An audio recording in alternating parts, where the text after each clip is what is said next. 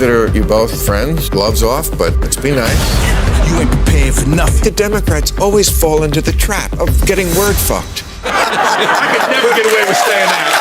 I love this show. I do too.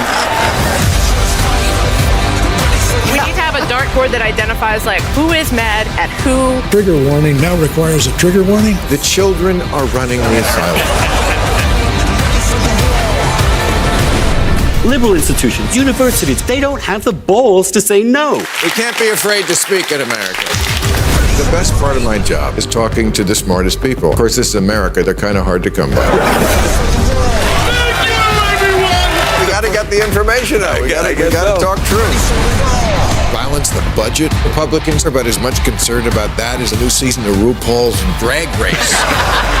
Say we're laughing at the same jokes. Comedy brings people together. The complex landscape of free speech and political discourse in America. The intersection of free speech, political power, and media in America has become increasingly contentious. A recent conversation between Bill Maher, Joe Scarborough, and Mark Cuban delves into the multifaceted nature of this issue, particularly through the lens of controversial figures like Elon Musk and Donald Trump. This blog post explores the various points raised during their discussion, emphasizing the implications for American democracy and the discourse surrounding misinformation. The duality of Elon Musk. On that tunnel thing on traffic. He also tweets a lot. Elon Musk, ladies and gentlemen.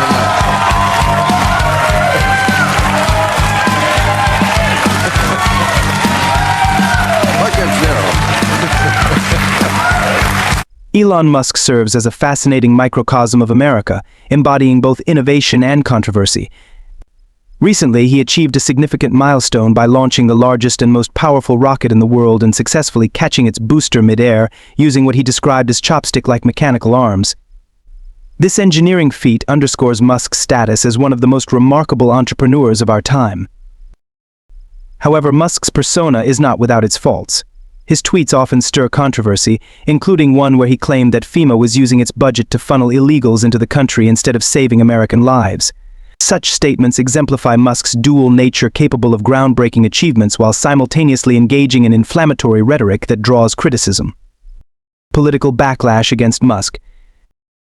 The conversation took a serious turn as Maher highlighted the challenges Musk faces due to his political stance, particularly his support for Donald Trump.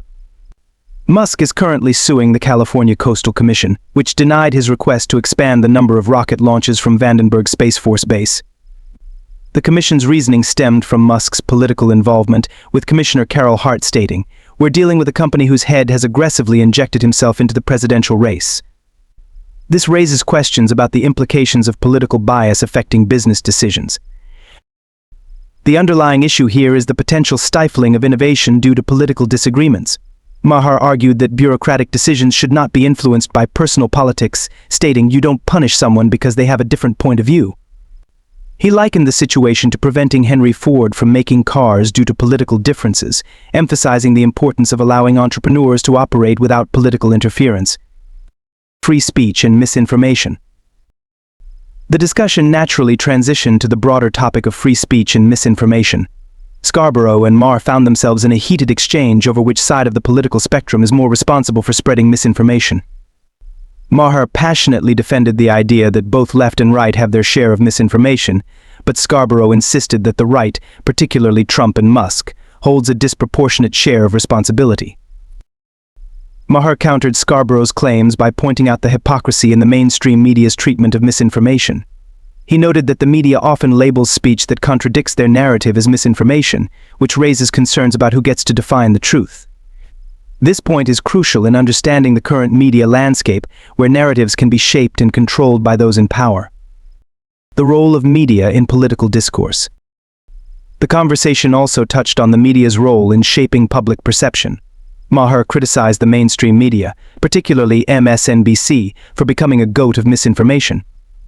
He argued that the media's portrayal of political figures often lacks nuance, leading to a distorted understanding of the issues at hand. For instance, the media frequently claims that Trump is mentally unstable while portraying Biden as mentally fit, despite evidence to the contrary. This selective narrative raises questions about accountability in journalism. Maher emphasized that the media should strive for objectivity and resist the urge to censor dissenting opinions. The implications for democracy are significant, as a well-informed electorate is essential for a functioning democratic society. Trump's authoritarian rhetoric. As the discussion progressed, Maher expressed alarm over Trump's authoritarian tendencies, particularly his threats to use military force against political opponents. He cited instances where Trump suggested arresting figures like Nancy Pelosi and executing disloyal military officials. This rhetoric is deeply concerning, as it undermines the foundations of democracy and raises fears about the potential for authoritarianism in the United States. Maher argued that fearing Trump's rhetoric is not a symptom of Trump derangement syndrome, but rather a rational response to alarming statements. The danger lies in the normalization of such rhetoric, which can desensitize the public to threats against democratic norms. The conversation highlights the need for vigilance and accountability in political discourse to prevent any slide toward authoritarianism, and the need for vigilance in democracy. The exchange between Maher and Scarborough serves as a reminder of the complexities surrounding free speech, misinformation, and political power in America.